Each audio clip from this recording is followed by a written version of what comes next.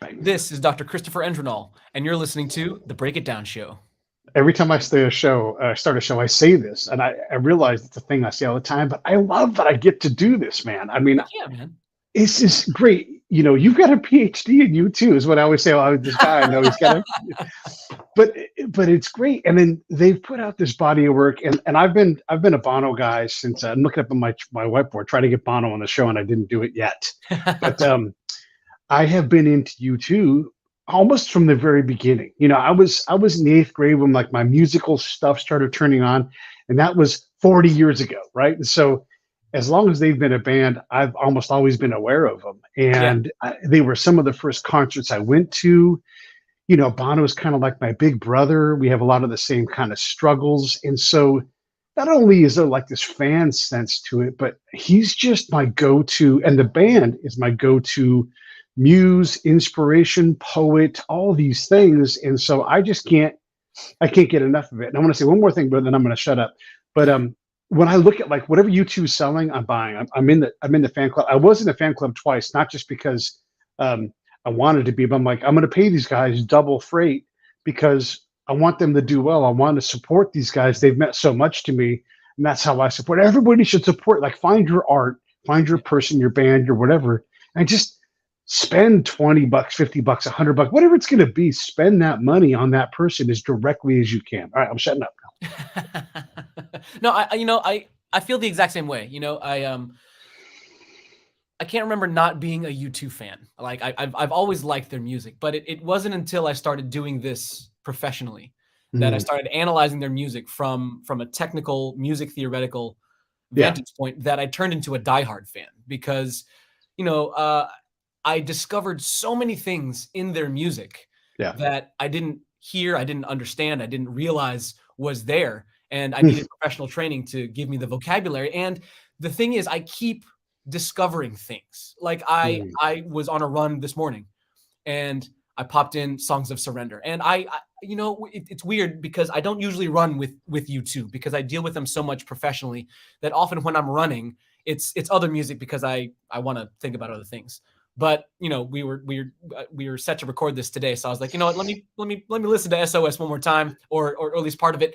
And I was listening to Bad, and there's a slight change in lyrics, but it wrecked me. Like I was in the middle of mile 3 and I was bawling, right? And Bono says, let it go so as not to fade away. So not to fade away. Right. In the studio, he says, let it go so we can find a way. Right. But in Songs of Surrender, he says, let it go so not to fade away. And yeah, this one hit me like a ton of bricks because, I'm dealing with some anger issues. I'm in therapy for anger issues. And that line right there, let it go so not to fade away. Right. And it hit me through the lens of this anger stuff that I'm dealing with. And it's like, Bono always has a way of writing a line, or Edge has a way of playing a line, or they have a way of making a song or a moment in the song that hits just right when I least expect it. And I no, had one of those moments this morning, and it's incredible. And that's why I keep coming back to this band. I can't quit them. it's so true. I'm so glad you brought up Bad because and this thing you talk about, like we talked before, like just briefly, we didn't like coach this thing up, but you were like, I have reservations about reimagining these songs, and I have those too. But here's what I've learned in my 53 years and 40 years of loving you too, is I just have to trust that they know what they're doing, and sometimes they don't make it. So like, yeah, I was talking to my friend. Like, there's certain albums that I just don't listen to. October, I just don't listen to pop. I just don't ever listen to songs of No Line on the Horizon. I enjoy work on those albums, but they don't do the same things. But all the rest of them, like I love them, right? And so I have a faith in their faith that they'll land things. And when you talk about Bad and the concept of the song and why he's doing it, he wrote it originally from a point of love for a friend, for a community. And he's seeing things, and he's writing about drugs, and you see him shooting up, like in simulating that on Rattle and Hum. But now, as an adult, you've actually lost friends even if they haven't died, like they've become a different person, they've separated, and you see this, and the youthful thing, the inexperienced thing of saying, oh, you just have to have willpower, and that's just not how addiction works. Right. And so you think of that, and I absolutely, I can allow myself to. I get choked up, and I cry a little bit because I have people in my life. I have my own things that I deal with, and I do have a couple of quibbles though. If I dare to improve Bono's things, that message of just letting things go, I think you have to put the word "just," like it's a simple thing, but it's unattainable to let it go because it's heroin, it's whatever it is. And of course, like I love my family. Of course, I want to be with them. Of course, I don't want to die alone on a couch in some fucking flop house because I'm getting high. If I could just let it go. And so Yeah. I would add, and I wouldn't add it in all the time, but there's that extra desperation Yeah. and that connection between, can't you just let this thing go? I wish I just could, you know. Well, It's, oh, its song is so great. I heard the Songs of Surrender version of Bad, as and Bono changes lyrics on lots of songs, but like he sings Bad from more of a first person account. Like he's singing about himself, and Yeah. he's asking himself to let go. He talks about anger issues in Surrender, and when I started reading this is when I started seeing somebody about this, and I was like, oh my god, like the parallels here are crazy, and yeah, it hit me in an unexpected moment. Again, I was in the middle of mile 3, and the song started. I was like, oh my god, I didn't notice, or it didn't hit me that lyric change Yeah.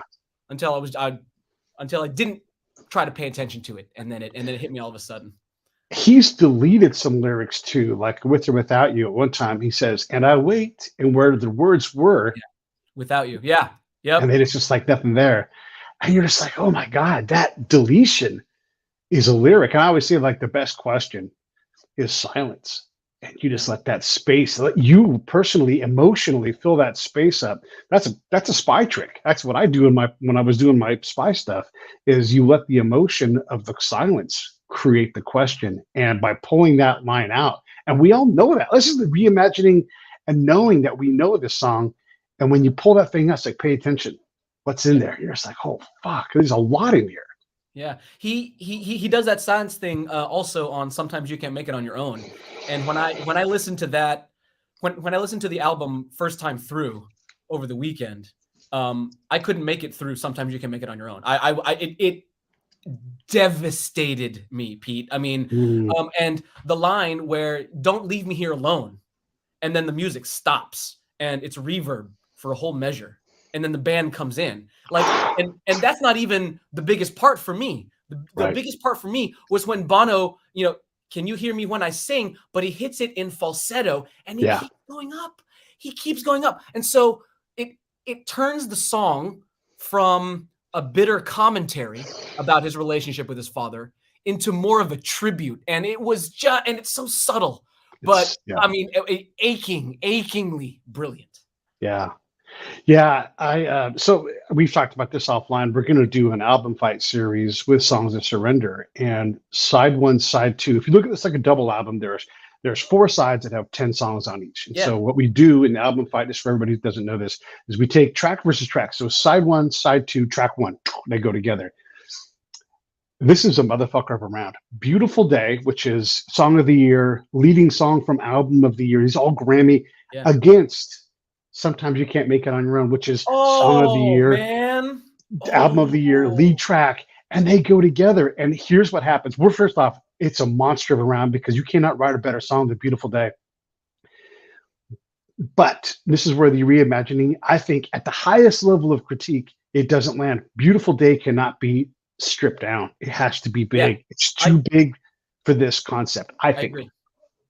And that for me, when I did that round, we're not doing an album fight right now, but when I did that round, I'm like, oh my God, how do you decide? And then it came to me. I was like, Beautiful Day, this is not what Beautiful Day is. It's not the best version, but you can strip down Sometimes You Can't Make It on Your Own and make it something that is this tribute. Like, you get the tribute. You're like, oh my God, he was going through this time. And now he looks back 20 years later, like, this is what this meant to me. This is like, he's saying it even better. You get a second chance to say this thing that he was trying to say, that it already hit us so hard that, again, Song of the Year. You know, Yeah. like it's crazy. Well, you know, that cuts actually what you just said cuts a little bit to the heart of Songs of Surrender. And I was nervous about this album. I was nervous when they announced it. And I mean, I always get nervous when U2 announce new music, because first and foremost, I am a fan. And as a fan, we don't want our favorites to suck. Right. And it Yeah. doesn't matter what you're a fan of. If you're a fan of Green Day or U2, or you're a fan of LeBron James, or you're a fan of, you know, the Denver Nuggets, whatever it is, right? You don't want your team, your athlete, your artist to put out crap work, right? And Mm. so anytime U2 announces we have music in the pipeline, I'm like, yay, but also I'm a little nervous, right? And then they announced that Songs of Surrender would be reimagined songs, and I was like, oh shit. Yeah. Right? Because I'm not a guy who does covers much, especially covers of U2's music, because U2's music for me, for us, right? It's in a different category. There's Right. all of the other pop and rock music, and then there's U2's music. And because it occupies a different space for me personally, these songs are almost sacrosanct. It's like, how Yeah. dare you touch them? But then I had to think, well, it's not just anybody touching them again. It's the band themselves. Yeah. And so that helped me. And then my wife, God bless her, God love her, putting up with my U2 nerddom. You know, we were talking about this Thursday night before the album dropped, and I was expressing my anxiety for it. And she's like, well, maybe, you know, you can't fully, I can't fully remove my analyst hat, because that it's just ingrained in me. But she said, you know, try to remove it as much as possible and just listen to it from a fan. And rather than think of it as reimagined stuff, just think of it as new stuff. Mm. And that helped a little bit, because if I think of it as reimagined, Where the Streets Have No Name, I'm like, well, that's garbage, because the original Streets Have No Name is the one. Like, Streets is my favorite song, period. Not just my favorite U2 song. It's my favorite piece of Yeah. pop, period. Yeah. Right? Because it has all of the elements of what makes U2 U2. Right. Right. And it's the opening of Joshua Tree, and it's the song that the band plays at every show, and it's the band, it's the song that gets the band back on track no matter how the show is going. And so I'm like, why would you even think about redoing any of that? Right. Yeah. And then why, how could you even entertain the possibility of redoing With or Without You, which is arguably their best song, or I Still Haven't Found What I'm Looking For, or Until the End, or One. I mean, the whole thing leads off with One, and you're like, why would you redo that one? Right. But again, it all of this album goes along with U2's MO in general. And that's like, well, just when you think you're comfortable with what U2's doing, they pull the rug out from underneath their own feet. Mm-hmm. And they say, you know what? Not quite. And it's like, oh, I was just getting, and now we have new stuff. Yeah. Right. And and that helped me. But I will say, not all of these reimagined songs landed for me. I agree. Yeah. I mean, and 40 songs, it's impossible to have all 40 of them be top-notch winners. Some of them I thought were a lot better than others. Some of the misses were misses, but man, the ones that landed, holy mackerel! It just phenomenal. It's to take a swing. Look, first off, the format is kind of pushed on them because they're doing the memoir, and you start to realize how much of a memoir the band's catalog really is, right? And so I can forgive the big leap. And by the way, these guys aren't interested in making 11 songs and just taking the safe road. They're like, no. Right. You know, and just going into this entire songs of era, which includes No Line on the Horizon. Like, how do we reimagine or reimagine all of this stuff, right? And so you look at what comes out of this. And when I'm critical of it, I don't think Beautiful Day works in this format. It is a great rendition of it. I'm not mad at it. I'm just saying it doesn't elevate like Bad does. And the newer songs from Innocence and Experience, they don't have as many miles on them. And so it's already contemplative and reflective in so many ways. Yeah. Which doesn't say that I don't like them. And some of them don't elevate, but it's harder for them to elevate like Stories for Boys can, because that thing came out of like, it is a monster when you look at like this song was written by little babies who hadn't done anything. Yeah. and now it's here. The other thing I want to throw in here, and I'm wondering if you noticed it, and not, I'll say the word leitmotif, Ooh. but the one opens with that, just that the subtle bum bum bum on the piano, Yeah. and that seems to enter in a number of songs where I don't know how they calculate that, and it's not exactly the same notes, but that progression, that style of just Well, saying, yeah. yeah, Well, I actually made a note of it. I had a document open to catalog my initial reactions as I was listening to the album, and that pattern that Edge plays on the piano is a direct translation from how he plays the guitar. Edge plays a lot of arpeggios on mm, the guitar, right? And so his guitar style is a nice. It translates nicely over to the piano because you can play arpeggios on the piano, and it's not exactly the same as his echo laden guitar, but again, it's a nice translation yeah. to a different instrument, and he does play that pattern repeatedly on a lot of songs. So it's less of a motif and more of a style thing, you think? Yes, it is Okay, absolutely a stylistic hallmark of right, Edge's right. style. Yeah, yeah. One of the things I've noticed in looking at some of the reviews is some of these people don't actually know you too, like the reviewers. And I'm like, oh, you don't even know what this song is Oh about. my god, You're right, and like, and look, 100%. this is again, this is a little bit nerdy, but when you realize how unfamiliar the reviewer is with their catalog, and like things that fans, even casual fans, know about these different songs, like you don't even know what the song was about Right, and what it is now. right, And there's a space as a reviewer that you have to respect that they've created between the old and the new. And a lot of these folks that are, and I'm not saying all of them, but a lot of them that don't get it, they don't get it because they right. didn't do the work to get it. Right. Well, and with this band, because their catalog is so extensive, they've been around for going on half a century, right? And so Right. if the reviewer is of a certain age, and I don't want to be ageist. I don't, Right. because But you can be experiencist. right. Well, yes. Right. Every generation has something to offer. But if you're 30 years old and haven't had the time to listen to all 45 years of U2, then Songs of Surrender may not make as much sense to you as it does to us. Like we know, I know Desire intimately. Like I know the chord progression, I can break it. Like I know the form. Like it's because it's what I do. I've been trained to do this, and I've spent my career doing this. And I'm not saying that people who don't do this and don't have this knowledge aren't good. That's not at all what I'm saying. It's just, again, it's not magic, it's experience. And if you Right. don't have experience with the old stuff, how is the reimagined stuff going to land with you if you don't have a frame of reference? Because it's hard to process reimagined stuff if you Yeah. don't know what the original imagination was about in the first place. And like U2 always does, there's just a richness. It's an Italian food 2 days later that you're like, wait, what is this flavor that I just found in here? And so if you haven't spent time, look, I'm critical of October. It wasn't the best album. A lot of second albums aren't, right? But there are gems in there, and there are things that, and you notice that they don't really go back to. I think in the book there is a modified version of something from October, but Yeah, it doesn't make the album, right? right. And so there is a rejection of a lot of their own songs, but there's so much of it when you realize what they were going through. I mean, one of the things that's great about taking on 40 songs is everybody's going to have the songs that work for them, and it's not going to be the same list of songs because there's Exactly. so Oh, I many love it. reasons. And like, what is one about? Yes, that's exactly right. What is one about? It's about relationships, whatever kind of relationship you want to pick. If it resonates with you, it just does. It just resonates.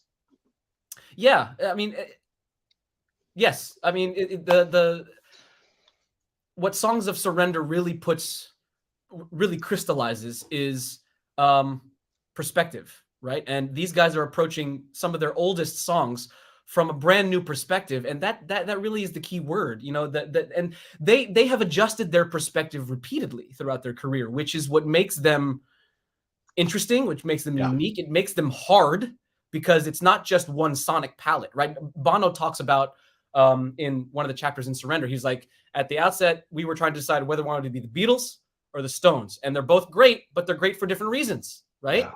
And they took a very Beatles-esque approach to this, which every 3 albums things change drastically, right? And so like U2 has very distinct stylistic periods, right? So it's Boy, October, and War is period number 1. Those are the beginnings, right? Yep. And this is like the organization of my book. So you're getting a preview.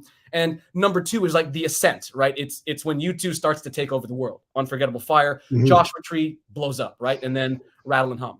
And then the 90s, the experimental period, the distorted period, if you will, right? It's Octung Baby, Zooropa, and Pop. And then you have the return period, which is All You Can't Leave Behind, How Dismantled, and Atomic Bomb. And then I'm actually going to lump No Line in there with those 3, because starting with Songs of Innocence, Songs of Experience, Songs of Surrender, this is what I call the reflection. Okay. Because Songs of Innocence, what they did was they reflected on what it was like to be teenagers who were about to start their journey. And then Songs of Experience was they're reflecting on the journey that they have just been on. And now Songs of Surrender, they're not reflecting on their career. They're reflecting on the songs themselves. Holy shit. Exactly right.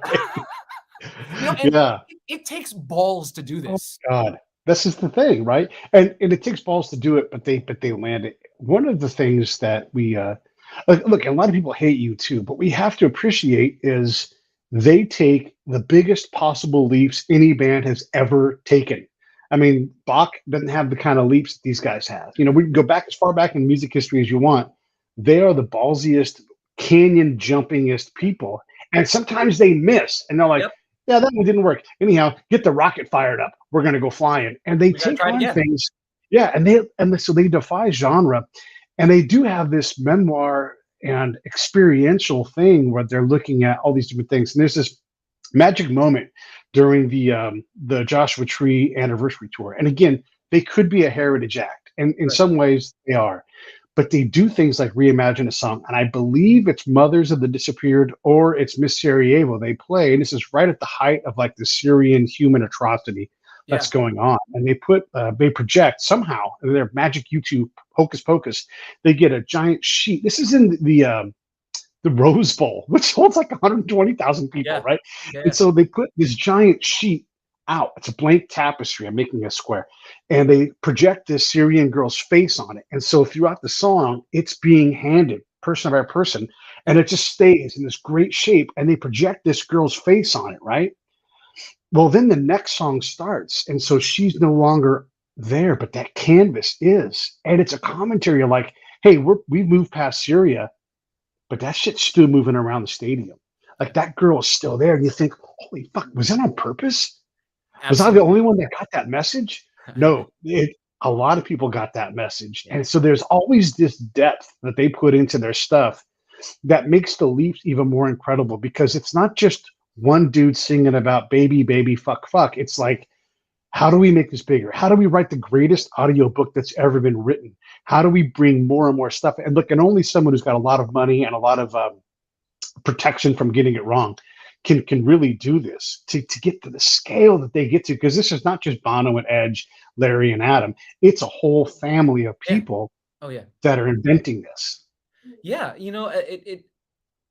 their constant reinvention is something that's talked about a lot, but I don't think it's given nearly enough credit, because, I'm trying to think of, any other modern band who would make as big a leap between Joshua Tree and Rattle and Hum and Octung Baby, right? Like that was the big leap, right? Like, because Joshua Tree was this glimmering, Grammy award-winning, game-changing album, right? Right. And then what do? They do something the exact goddamn opposite of it. Like Octung Baby is the foil, is the stylistic and thematic foil of Joshua Tree.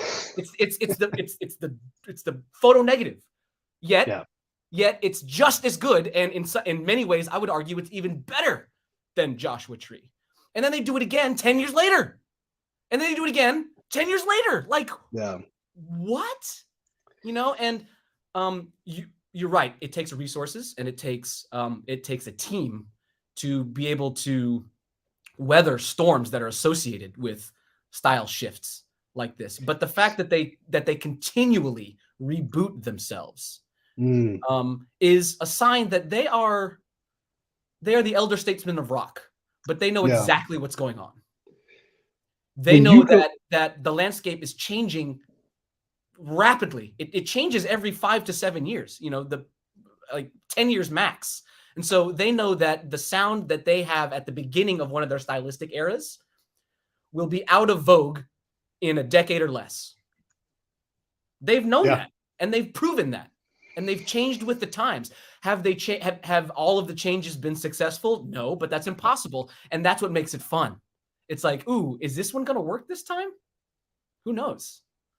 Who knows? There are so many different songs that they chose to redo, and there's some that they notably didn't. I would have loved to have seen that. I talked to you about this, I think, on the phone. We chatted before. I would have loved to have seen the reflective version of So Cruel. And maybe they Ooh. had, a ratio, and I would love for that song to land on, instead of, she's so cruel, to say, I was so cruel. Mm. Because that's what a reflective person thinks. Are there any other songs that you would have liked to have seen them do? And or a song that they did, you're like, I wish they would have twisted it this way instead. Yeah, you know what? I'm pulling up my playlist right in my YouTube. And I'm referring iTunes to right my now. playlist too, because there's all these Yeah. things. Well, I let's see. Oh God, I'm gonna go to the old stuff because.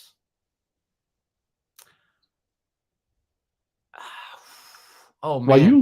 While you look that up, I'll fill some time and just say, hey, here's the link for the book. And when I say that this is the best audiobook ever written, I'm saying that from a point of view of, I listen to a lot of audiobooks when I'm Yeah. here in the show, and there's a lot of great ones, but there's so much incredible stuff in that book. You get to learn about why the band makes certain choices, the different breaks that they got. Like, they talk about, because a lot of this is possibly known, but there's so much new things. We're like, hey, I'm going to go to London way before we're ready, and I'm going to actually create the attention that we need to go on a tour. It's going to flop, but we're going to, for the fuck of it, we're going to throw a victory tour or a victory show in Ireland. And they go back and they're like, free tickets, anybody who wants to come out. And they just kind of fake it. No, they absolutely fake it until they made it. And like this return home validated what they thought was a terrible tour. And there's all these little steps where, like, if this didn't happen, then they're going home and they're not going to be a band. So it looks like they come out of nowhere, and they did, but they took leaps, massive leaps. Bono and his girlfriend go over to London way before their manager's even ready for them. Yeah. And he comes back with the win. All right, I'm shutting up because I'm hoping you found your thing. No, that's all right. I totally agree with you. Gone from Pop. Gone is my favorite song from Pop. And Okay. The original version is great. And then on the greatest hits, they released a new mix, which a couple of elements are better, but I don't think it's better than the original. I don't necessarily think it's worse than the original, but I would have loved for them to revisit that one, because that one has two versions, and we don't know what the real Gone is. And that song is so laced with, it was laced with bitterness from the late 90s. So I'm curious as to how they would address that topic. 30 years later. Yeah. One of the things I love from the book is they're in one of their early practice facilities, and it abuts the graveyard where his mom is buried. Oh. And you think about that, you're like, oh my God, Yeah. This is someone who writes and continues to write about the loss of his mother and now the loss of his father. But she's buried 100 yards from where they're playing their hearts out, and he's singing his heart out to this lady, and that twist of the lyric where she lets go of his hand. Yeah. I think it's nobody writes songs consistently with that kind of thing, where you think about the things he thinks about and how he illustrates it. It's remarkable. It is remarkable. I love the moments, just the little moments that Bono includes. The one that comes to my mind right now is when Bono was talking about singing Pride in Arizona, and they were getting threats. The band was getting threats, and so they're highlighted the book for sure. Up security. And Bono ends the chapter saying, he was singing it, and first couple of verses were okay. By the third verse, I was starting to lose my nerve a little bit, and so I was kneeling with my eyes closed, and it looked performative, but Bono revealed like he was actually getting nervous for this third verse. And then when he opened his eyes at the end of the third verse, Adam was standing in front of him. Oh my God. Like, unbeknownst to Bono, unplanned, Adam stepped up and was like, if you take a shot at him, you take a shot at all of us. Oh. Yeah. Oh my God. It's choking me up right now. And just in case it's not clear, they were warned not about the song. They've been getting death threats. They were going to shoot Bono. And this is, look, this is a thing that you can say, whatever, but they also come from this war torn country, especially at this time. It wasn't, we, again, this goes back to the 30-year-old reviewer. You don't understand how dangerous Ireland was, where it was fundraising in Boston. I mean, it's like, it was crazy. And so death is a real present thing for these guys. And the constant fear of, I mean, as a guy that's worked in a lot of war zones, you're always waiting for that next bomb. You don't know where it's going to come. And you might go through 1,000 days in a row where nothing happens. Then that day happens and you're like, oh man. And even if it doesn't hit you, you should have been like, there was a chow hall bombing in 2003 or 4 on the camp that I worked next to. These were like 2 clusters and it's just one little strip of road that goes between them. And so we would often go back and forth. We had planned to go to that chow hall, and because someone's interview went long, we didn't go. And so we would have been right there when that bomb happens. So they grew up in a similar world. Yeah. And so when that threat comes down and then he crouches down and he realizes at the end that his friend has stood in front of him like a human shield. Oh, man. This is, I mean, that is, it's all in every single time. And it's one of the highlights, of the absolute highlights of the book, because you hear that. He also lays bare a lot of the, like, this is the role of a front man. This is my job. And he talks a lot about this in his interview with Dave and everybody. It's like, I am impossible to deal with. But he is the guy that comes back. And in the book, one of the best lines, Edge comes to Bono and says, you're just dripping with poetry. Let's get you into the studio. So they understand he's a pain in the ass. He's impossible. They're going to fight about shit.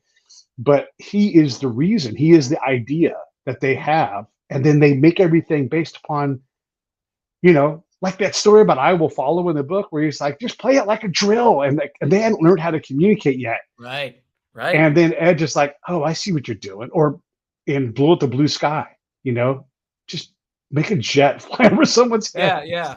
Put Nicaragua through your amplifier. Right. Boom. Yeah. So good. I think I would also have liked for them to visit some of the more electronic stuff. Like, what would Zooropa sound like?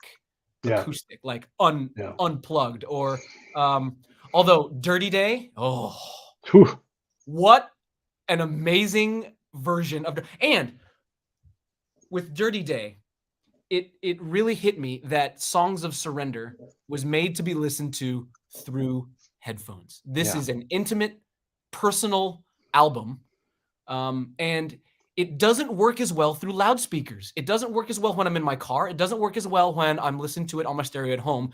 But when I put on my headphones and Bono, like it's like Bono was singing just to me.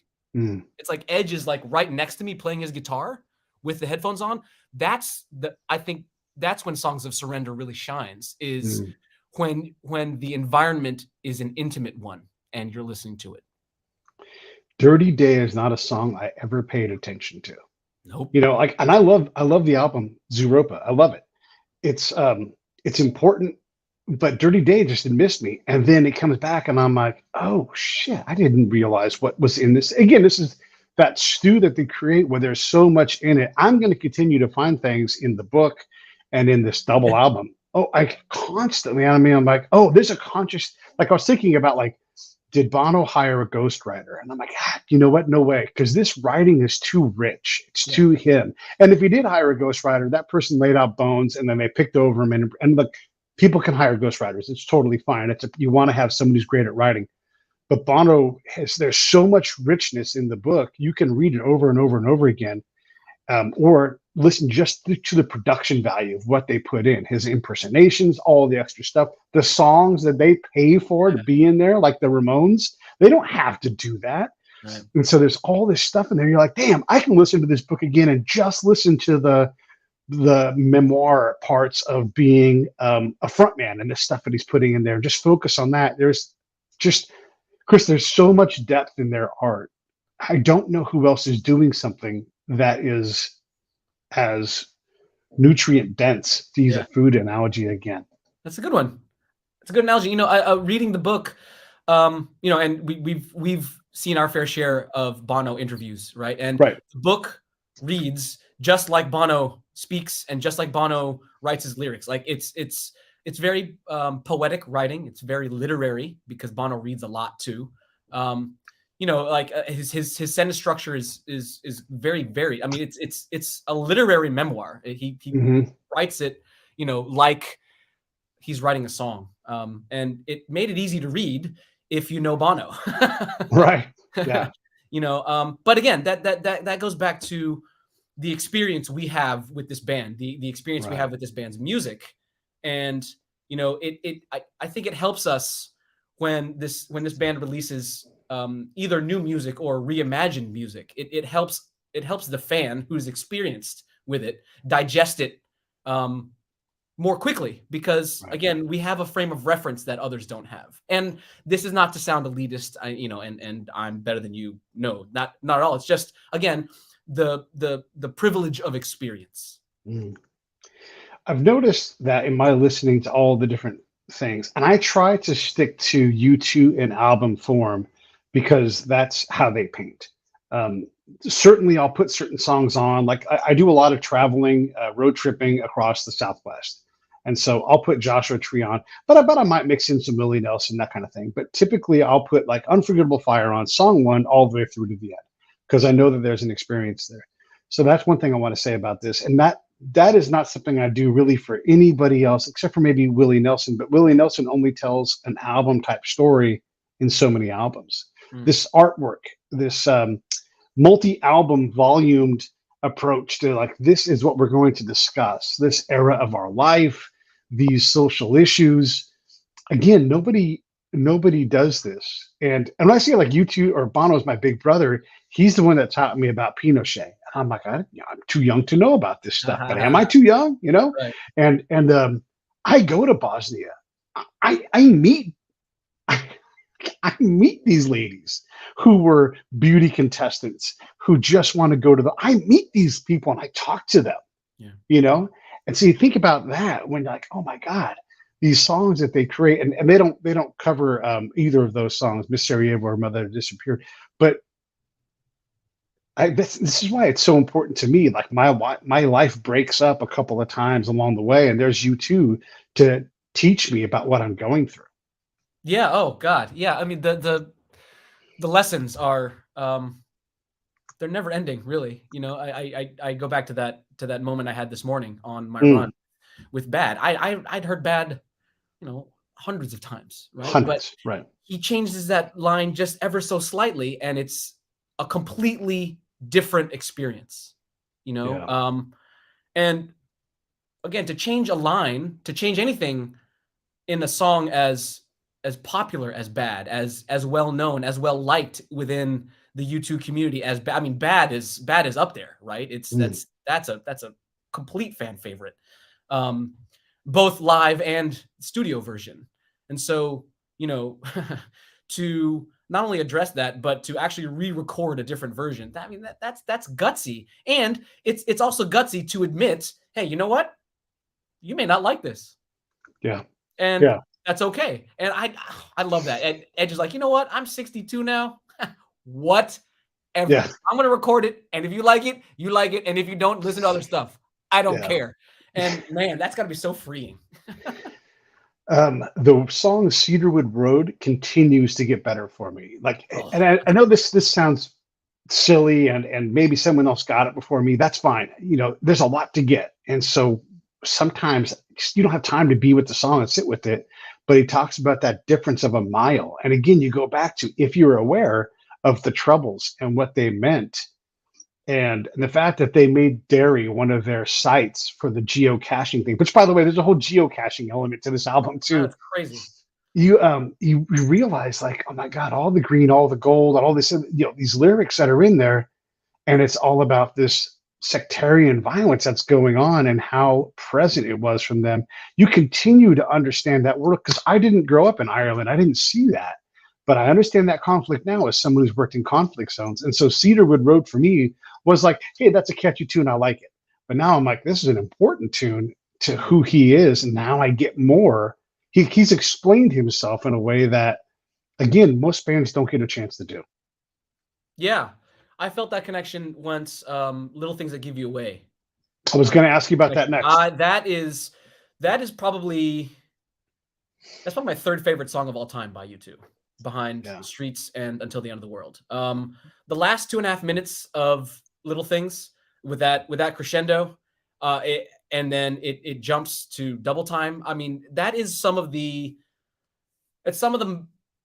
most subtle and detail-oriented work U2's ever done. I mean, I wrote a piece about it from a music theoretical perspective for at U2, and like the musical part about it is interesting, but just never mind the technical aspect. Just what that song does emotionally. Once I understood, I was like, oh my god, it's Bono talking to himself, but it's not old Yeah. Bono talking to young Bono. It's young Bono talking to old Bono, and it's young Bono being like, "What the fuck, dude?" I was like, oh my god, right. Yeah. Right. And it like the song just took on a whole new meaning for me. Yeah. I could hardly make it through that one without tearing up. Yeah, well, when we had you, we did an album fight, you and Brian Bettridge, who's going to do the album fight this weekend that we're going to put together, you guys both said, hey, pay attention to this song. That song had missed me.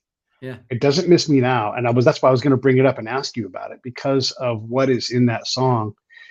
In the book, I'm on memory here, I believe there were at least 1 or 2 times where old Bono sings with young Bono. Like, so they do a duet. And I'm like, wait, hold on. Hold on, what is happening here?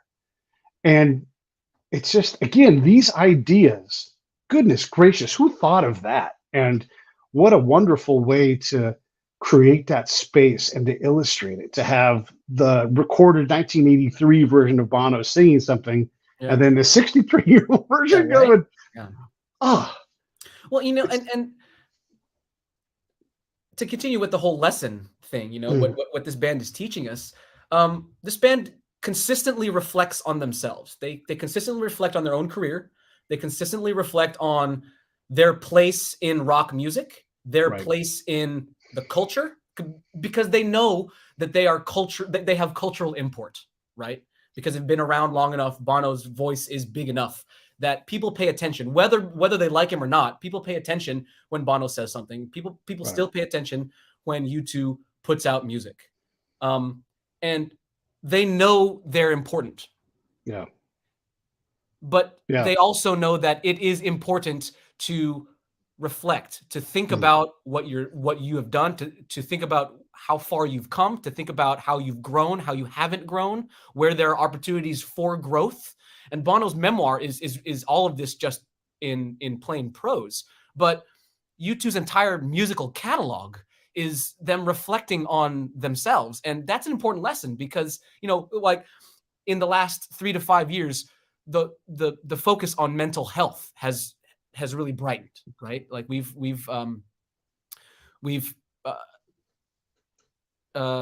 dedicated a lot of our cultural and social focus to the importance of mental health. And the first step of mental health is thinking about yourself, right? But not thinking about yourself in a selfish way. It's reflecting on your past and your present in order to give yourself a better future. This band has been doing that since day one. Yeah. And that's hard to do because when you reflect on yourself, you uncover some uncomfortable truths, right? You realize some not so nice things about yourself. But they've continued to do that, and they've continued to put those aspects of their personality, warts and all, into their music. Yeah. And that's, they've literally worn their hearts on their sleeves their entire careers, and look where it's gotten them, right? They're a model for us, people. When you realize I'll use LeBron James. You brought him up earlier because there's a great point about him. Is we knew coming in he was going to be great, and he exceeded our expectations. Yeah. Whether or not you think he's the GOAT, I don't care about that. What I care is that this guy came in, and with all of the pressure in the world, all the expectation, normally people wilt from that pressure because it's unfair. And he said, saddle him up. I'm going to be better than you can imagine. You're like, holy shit. U2 designed themselves. Yes, they're going to have girls and attention and wealth and all the things like that may allow you to start a band, but they don't stay together. They stay together because they love doing what they do. And they designed their band to make a difference. The religious fight that they have right around October with themselves, with their people that they're hanging with. and they realize they can make a difference with their music. And then, and I'm going to be a little ridiculous here, then they cure AIDS in Africa. I mean, their work directly saves lives. Everybody's like, oh yeah. Bono learns he can go sit with Jesse Helms, someone who should detest politically, a Yeah. person who's detestable for a lot of people just by his actions if you read him. And he's like, but this guy is part of the answer to where we're going. And he flips this guy. And this is part of the stuff that makes U2, in my opinion, the greatest band of all time. Because look, there is no band bigger in the world than U2. Their influence is everywhere in music now. They are a band that's been able to fill stadiums for, I guess we'll say, fairly 40 years. And when they fill the stadium, it is not big stacks and then like doing triumphant dances across the stage. There's an art show going on in conjunction with it, Yeah. where they completely reimagine arenas and how to put a show on there. They invent the B stage. All these things are happening. And so when you stack up a band like, and we only got to talk about the biggest ones here, the Beatles, Zeppelin, the Stones. I'll even put the Peppers in there because the Peppers get this big at times too. That's it. That's the crowd. You know, nobody else does this. And nobody goes out, and this includes the Stones, nobody goes out and says, we're going to put a new album out. And everybody's like, fuck yes. What are they going to do this time? This is going to be amazing. The Stones do the Stones. They come out with new stuff, and it's largely interchangeable. That is not the case with U2. And I can't think of another band that's that size that takes on these things. And this is what I think changes everything. The fact that they can get debt relief happening in Africa, the fact that they can point their attention on Syria and really and truly make a difference in the world. Yeah, you know, the whole just shut up and sing, Bono. He's like, the point is for me not to just shut up and sing. Yeah. Like U2, I think, is better than anyone at knowing what their platform is. Right? They know that they are global. Period. Right. They are incorporated. But they also know that because they are so big, they can get some shit done. And people pay attention when they do things. Mm. You know, is that attention always positive? Of course not, because there are 8 billion people in the world. But they are a force for change, and they have always been. And I love that about them. I love the fact that their catalog addresses every topic under the sun. Yes, love, right? Yeah. And the various forms of love, romantic love, familial love, blah, blah, blah. That's easy because that's standard rock. It's just the Greeks. Come on. That's been here forever, right? Right.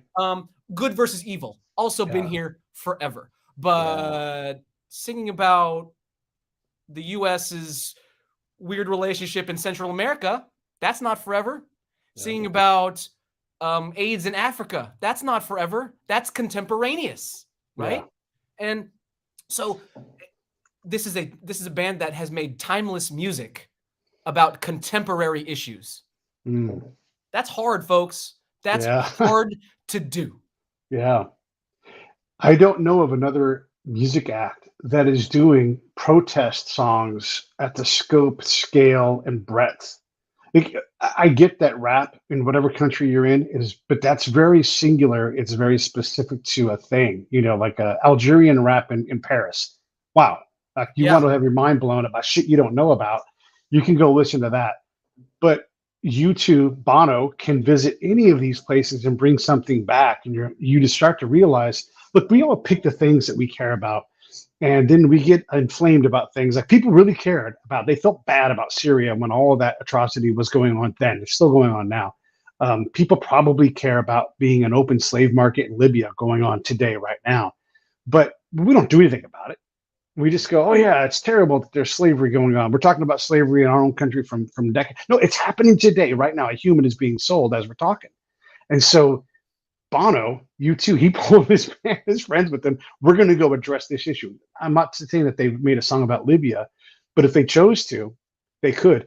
Another thing that Bono does, and the band does it with him, is like, well, we're going to write a song for Nina Simone, for Frank Sinatra, for Elvis, for all these people. And so it's just not one trick. It's like, let's celebrate this. Let's do this. That chapter plus when he talks about their encounter with Pavarotti, and Pavarotti's pushing. That's another emotional moment. When he shows up with the keys, like, oh, I'm down the street. I'll be right there. I've got my cameras with me.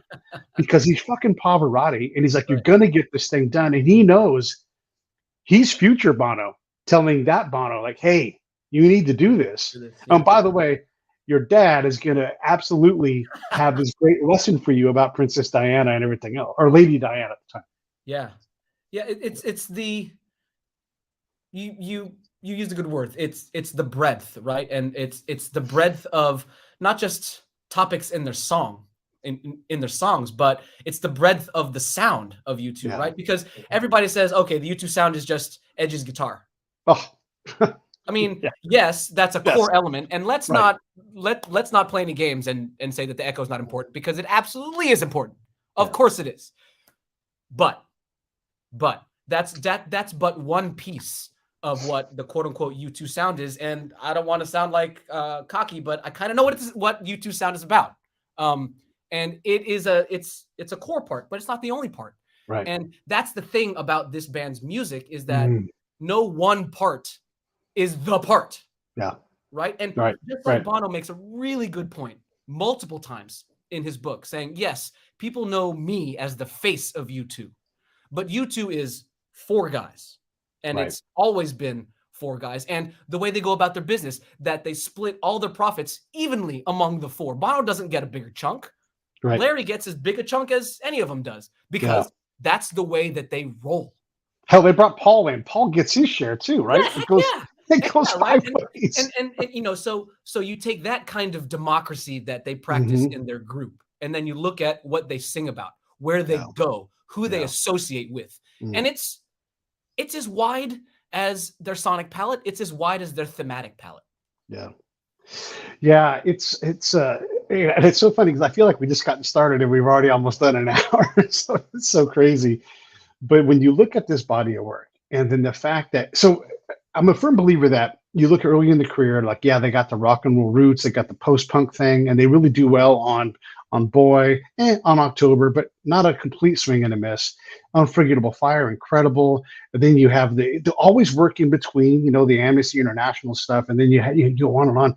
As Joshua Tree hits and people really start to discover U2, because at that point they had never had a number one hit or anything. They'd never been nominated for anything. If they had a nominatable stuff, you realize just how good the back catalog was. Yeah. And then everything changes with Octoon Baby, and you're like, wait, this band is even better than I realized. Then you go back and you re-review.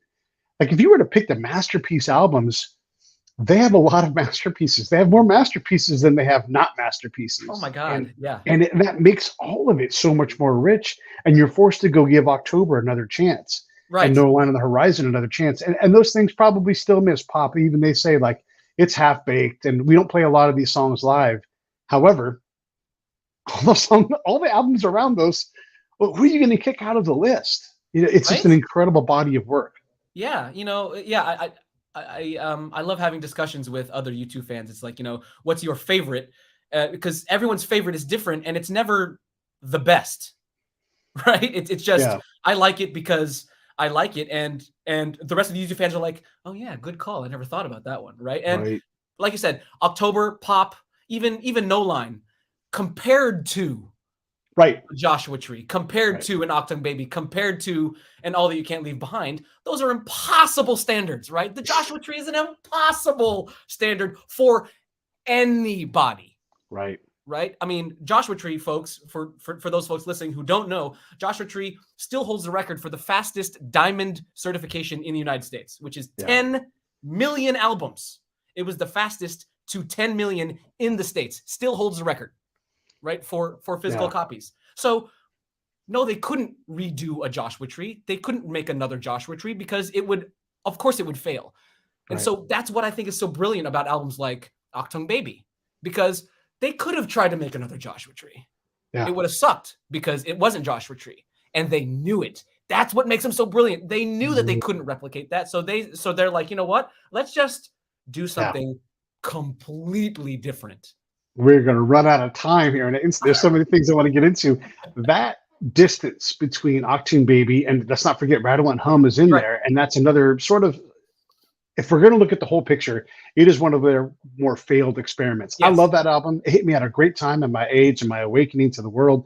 But because I hadn't discovered that part of America. That was new to me as a 19-year-old kid, and so I was like, this is incredible. Here's this band that's probably my favorite band, and they're doing this thing, and gosh, I got to get on the road. I love the desert. I continue to love it. So I like it probably more. It's like Zooropa. I like those albums more than probably the average fan does because of that. And so I don't consider them masterpieces, but they're damn close. Okay, so Octoon Baby is mocking who they were on Joshua Tree in a lot of ways, and they accentuate that in Songs of Surrender. And they kind of poke fun of that. And this modern version of The Fly, I've got time for this song. Yeah. I like the modern version of The Fly. Two Hearts Beat as One. Oh, Yeah. that like 70s funk. Oh my God. Like from the first second, like when that piano comes, bomb, bomb, ba da da, bomb, bomb, ba da da, bomb. I was like, oh my God, what is this? Is like very, very Mysterious Ways-esque, but even more funky, like even more 70s funk than that. And I am here for that. That Two Hearts Beat as One was, oh man, what a highlight of that album. Yeah. So good. And when we talk about 40 songs being a lot, they hit it on the head, at least the single, if not a smash, over half of the time by my count. Do you have a sense for how many of these songs get there that are worthwhile from the 40 songs that are there? Oh yeah, I mean my initial reactions. I have my notes here. I mean, most of them are at least 3 stars, if not, and a fair amount are 4 and 5 stars out of 5. It's really only a handful that miss badly, but that's this album. I think out of any of them is going to be personal for each fan. So like your top 10, I think is going to be radically different from my top 10. For sure. Yeah. That's you too, right? Right. That's like, but I think because they're re-recorded and reimagined, I think us diehards are going to be like, oh, that's an interesting top 10. Not are you crazy? But like, oh, yeah, weird. Let me go back and listen to your top 10 because I'm going to like through that lens because they approach these songs from a different perspective. So we have to also. Yeah. Right. One of the things I've been thinking about is how do you categorize this album? This is absolutely a greatest hits album. It's absolutely a cover album. It's absolutely a bunch of remixes, and yet it's none of those things. Right. It's like this is a new. I'm going to say in the world of music, this is a completely new concept. Now, look, Hooky has done stuff with Joy Division and brought the orchestral element in. Paul Weller did an incredible show at the Barbican at London where he brought in Boy George and all these other singers to do orchestral versions of that. That's gone up. The Rolling Stones did a version of that. Yeah, that's not what this is. This is Metallica's different. done that too. Right. Yeah, totally. Yeah. Right. This is not that. No, it's not. I think the key is reimagined. And it's one thing to make an arrangement that incorporates different instruments, right? Like Metallica did with the San Francisco Orchestra, which I thought was great, right? Yeah, great. Love these songs. To re-record Streets, for example, without the echo, without anything that sounds like Streets except for Bono's melody, right? Yeah. Like people listen to it. There's nothing from the Joshua Tree Streets that's on Songs of Surrender except maybe bits and pieces of the melody. Right. He's describing a different place. Yes, and so that's why I think we have to consider this new stuff. But I'm going to use scare quotes and say new because yes, it's a new version, but the ideas themselves are not new. But the execution is new, but the perspective is different. So it's new, but it's not. Right. Yeah, and like you would have to give double writing credit on a lot of these songs. So this is bad. Okay, so written by U2. And then it's just like when Zeppelin did Gallows Pole. Okay, they are credited as a writer for that song, but it is not the same song. Right. It's like the original and the cover, but they all share writing credit. So you would have to pay U2 twice because they've rewritten this song so differently. It is not the same song. Right. And again, I love the fact that Edge recognized that, this is not going to be everybody's cup of tea.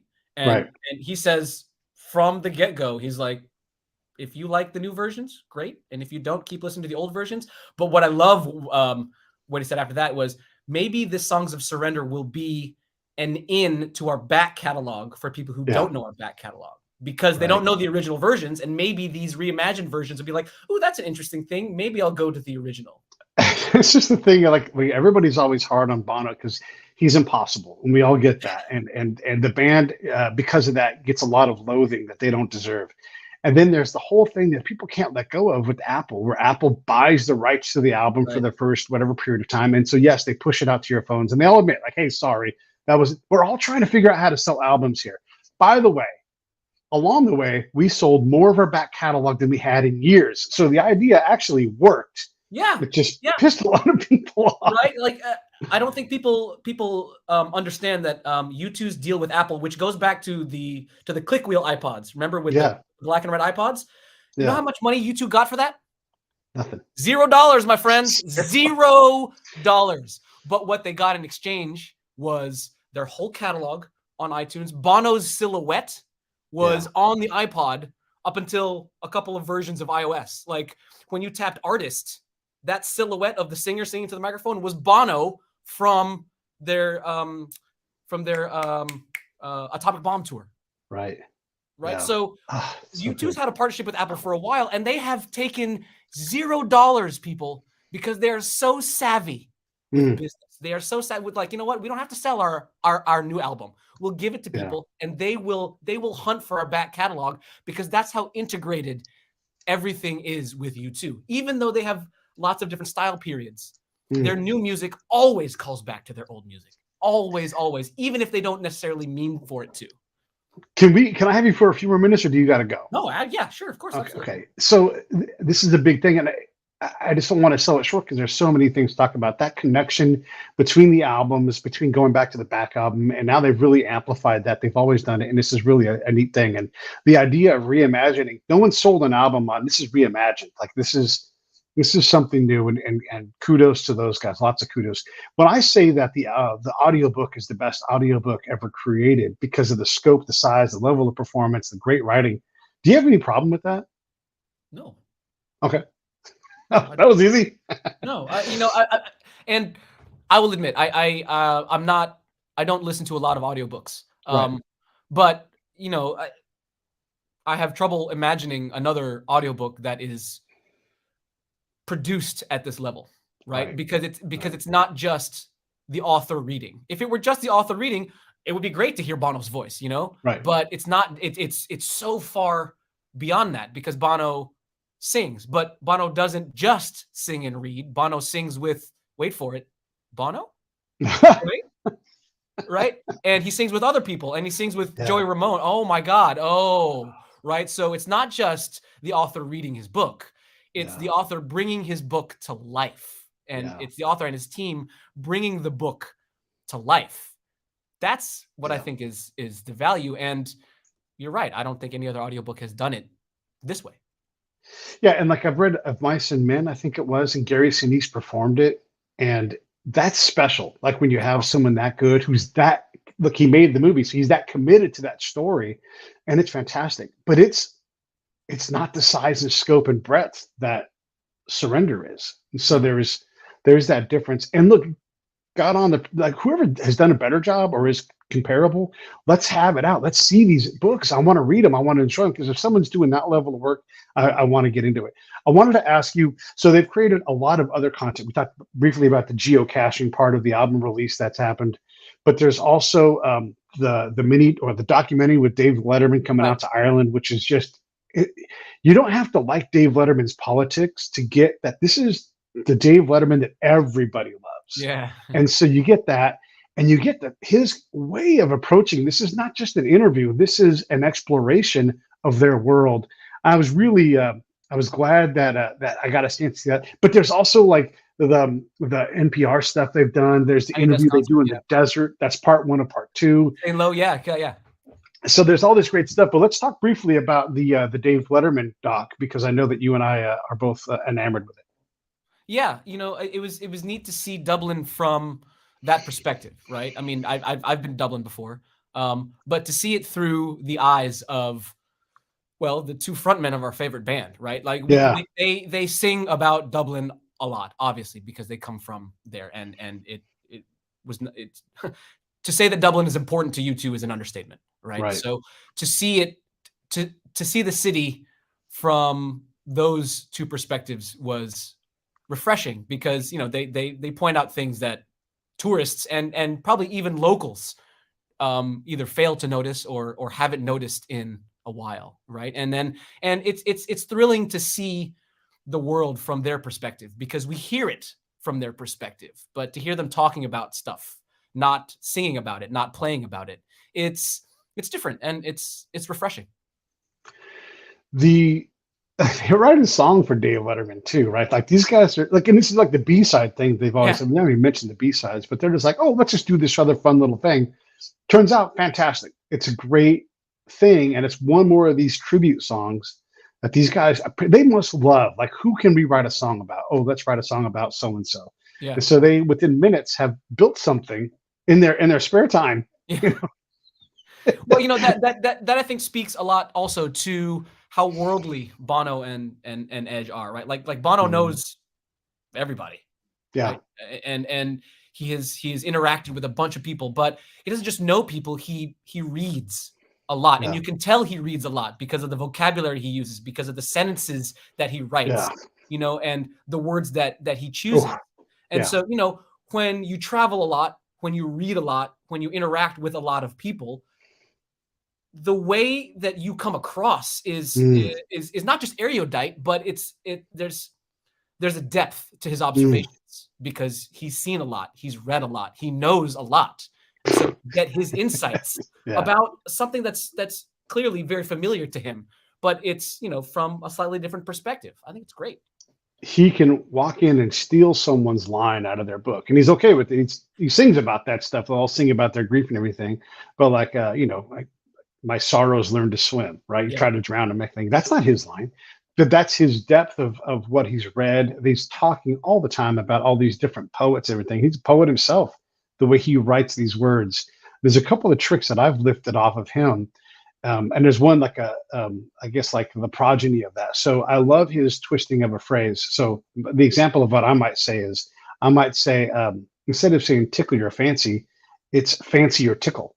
Yeah. And you're like, oh man, that is a totally different way of looking at these things. Or an ill-fated twist, or you just talk, no, a twist of fate versus a fated twist. Yeah. Like, these are different things, so familiar, but you're like, oh wow. And so I've taken that. And the other thing is, I like to use the same word as many times legitimately in a sentence as I can. And I'm not going to do it right now, but you can talk about when you think about like politics, and you're like, I can't take seriously the serious people that are trying to do serious business because they're in serious attitude about the serious business they're trying to be serious about, seriously. Yeah. Right there you go.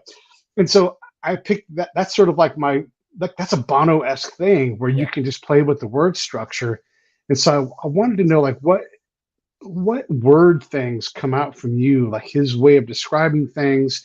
Also, I'm a big fan of his, like, saying, I'm going to tell love from this point of view.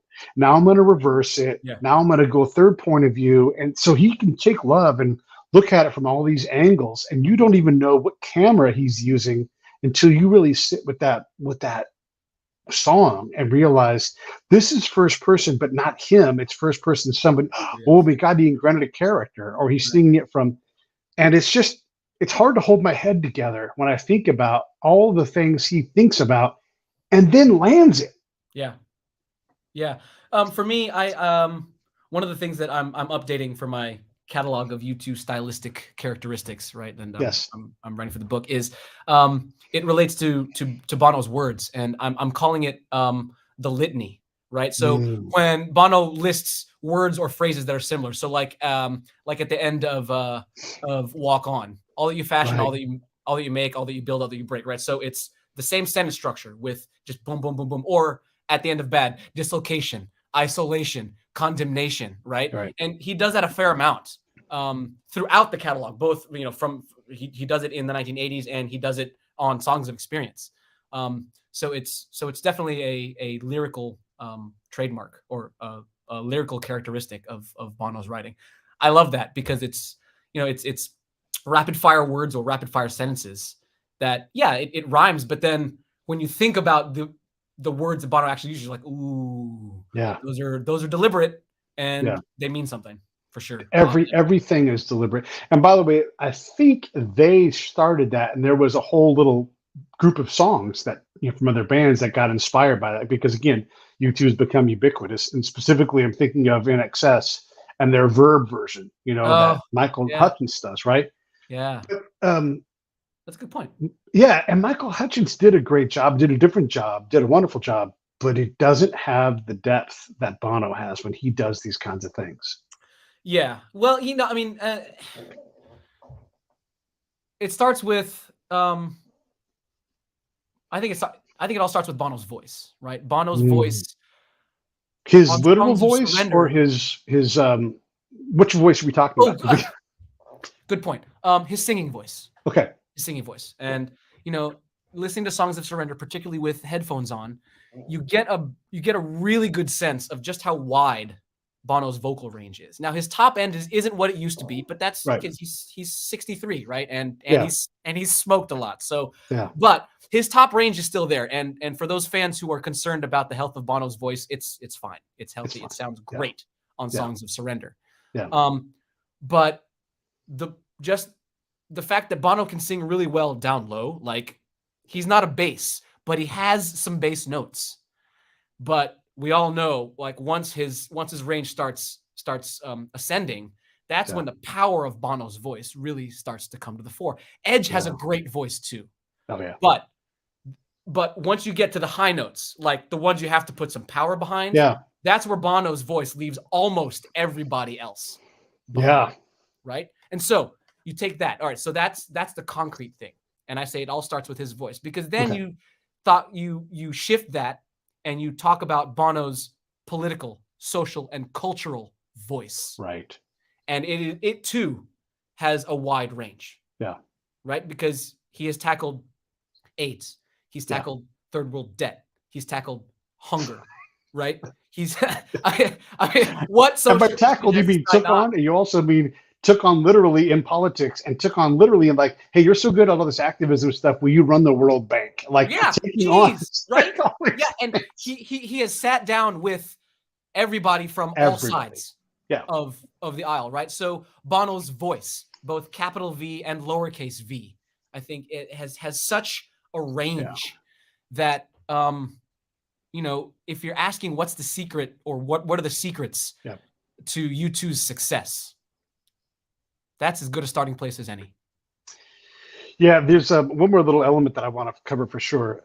We can do more, but one of the things that U2 does is, I've been exploring with a lot of my new wave focused act, and I'm going to put U2 in the new wave pocket because that's where they started out, post-punk new wave, right? Sure. Yeah. And alternative, back when alternative music meant something different. And so you have these guys all coming out, and I'm like, hey, Chris Maricuse, what is new wave? Because like I listen to the Go-Go's now, and I'm like, I listen to early Van Halen, I'm like, that's punk, that's new wave. There's elements. The Go-Go's are a 4/4 time rock and roll band, right? But we think of them as being maybe a little punk, way more punk than we probably realized back then. So you start to recategorize these bands. But what makes new wave, and a lot of these guys have said this, is we just didn't want to basically be Zeppelin, right? I'm just going to use Zeppelin in this case. Zeppelin, I love them, but they're saying the new wave was not that. So we are going to use keyboards. We are going to glam up our hair and our outfits. We're going to do these different things. And U2 was part of this. So like, there's not going to be, even though they use a lot of common chord progressions, we're not going to just do that. We're going to do this. No triumphant guitar solos, Edge. You're going to have to find a new way to do it. So they forced each other to do something bigger and different. And when you talk about Bono's voice, his ability to go to places, and he's one of the guys who, when people worry about his voice, I'm kind of like roll my eyes like, oh, come on. But the guy knows what he's doing, and it's on purpose. When his voice breaks in a song, they have a better version of that where it's cleaner. They didn't use it on purpose. Yes, right? Absolutely. Right. Which I think. Can I have one more thing? I want to add one more thing. No, go. And then Edge is like, I'm not going to play A7. I'm going to play A7 diminished, arpeggiated with something else, because no one does that. And he finds a seam, and then he's from there, I'm going to go down over here and I'm going to play something. So when folks, especially these young folks are like, maybe Edge has finally proved himself as a guitar player. Go talk to any actual professional guitar player and say, is Edge a good guitar player? And they'll scoff at the question because it's so ridiculous. Like, he's been a great guitar player. The choices he makes, where he comes from, same thing with Larry on the drums. Does Larry have a deep ass pocket? Probably not. However, he is the most notable drummer for individual signature parts that anybody has come along in the last 40 years because of his different approach to these things. So now I'm going to shut up and let you work. No, yeah, you know, the whole thing about Bono's voice cracking, right? I love the fact that they kept it in there because it lends a sense of intimacy and a sense of personal connection to this recording. You know, that U2's so big, they're a corporation, so it's hard to think of getting personal with them on certain levels, you know. But when you hear, you know, a version of these songs on Songs of Surrender, and Bono's voice is not perfect, right? It isn't studio perfect, but I think that was the point, is that they've spent their entire career trying to prove themselves, right? Trying to come up with that great studio version that, you know, this is closer to what they do on stage, and stage performances are imperfect, and that's why we like them. Yeah. Right. But there's on the other side of the coin, as a chief analyst of their music, I have to say that I love the studio versions because it's consistent, because it gives me like, it's the reference point from that I base everything else off of. There's a great version of Probably Me Sting song. He was getting recognized up in I don't know, Sweden or somewhere, and they had I can't think of the dude's name right now. I love his singing, but when he goes to that big note, absolutely doesn't get it. Absolutely doesn't matter, because the big note is the big note for a reason. It's the highlight emotionally of that song. And so I will try to remember who's singing it. He's a fantastic dude. He's from Fresno. Big, huge black guy, wears a black hat all the time, and kind of like a shroud over his like face for some skin thing he has going on. That doesn't trigger their memory for anybody. You have to listen to it. It's so good. Just type in "It Was Probably Me," and then you'll see it'll be one of the top one that comes up because of what his voice does, and it's not perfect. By the way, Tom Waits made an entire career not having a euphonious voice, so it doesn't have to be perfect every single time. I have got to wrap this up. So give me your best 30 seconds, and let's just do this again soon. Yeah, man. This is great. I mean, new album, companion to the book. I mean, this was bound to go long. So yeah. Lots more. All right, I'm going to roll these credits, and I'll check back in with you in a sec. Hey, thanks for watching the show. I really appreciate it. Right here, you can subscribe. Please do that. It makes the show grow. Hit that notification bell so you know which incredible guest is coming up next. Down below is the PayPal link. You can put a small subscription in. That is an enormous help. All that money goes right back into the show. And then right up over here are the next episodes you should listen to. Curate